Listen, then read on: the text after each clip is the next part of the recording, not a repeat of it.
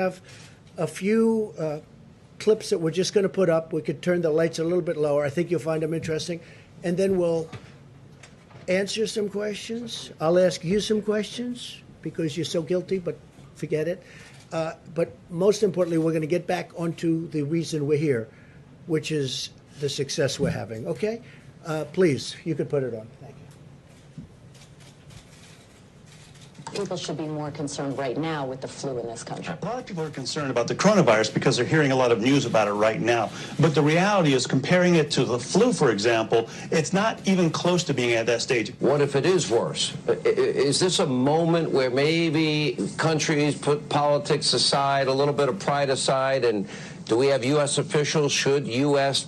professionals such as yourself get involved? How worried should Americans be about coronavirus? Coronavirus is not going to cause a major issue in the United States.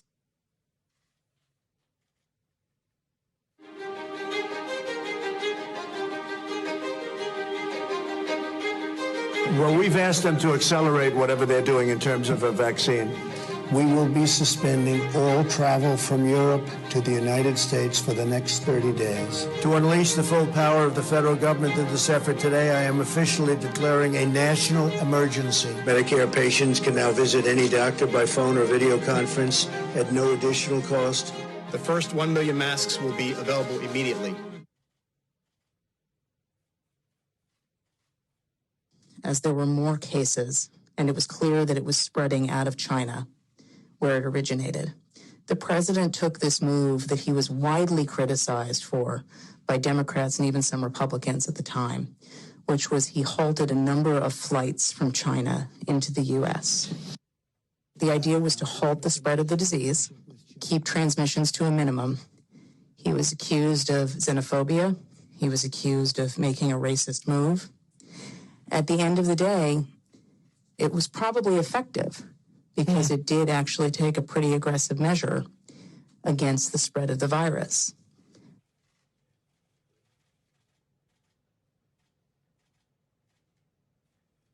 His team is on it. They've been responsive late at night, early in the morning, and they've thus far been doing everything that they can do, and I want to say thank you, and I want to say that I appreciate it. He returns calls. He reaches out. He's been proactive.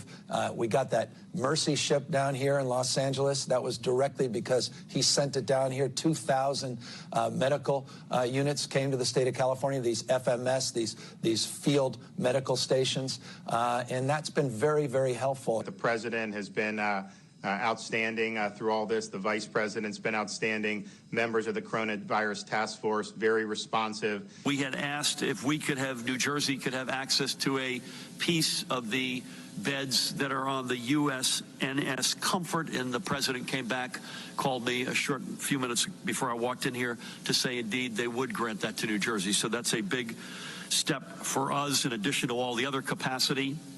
That news is literally hot off the press. And I thank the president and vice president who are on the call together. President Trump approved Arizona's request for a presidential major disaster declaration. I want to thank the president for a quick turnaround. We requested this on a Wednesday, and we had approval by Saturday morning. And we are grateful to the administration for their continued support and responsiveness. Well, first of all, I want to thank the president and the vice president for doing a really good job of communicating with all the governors. So we could give you hundreds of clips like that from governors, including Democratic, or Democrat as I call them, governors, which is actually the correct term.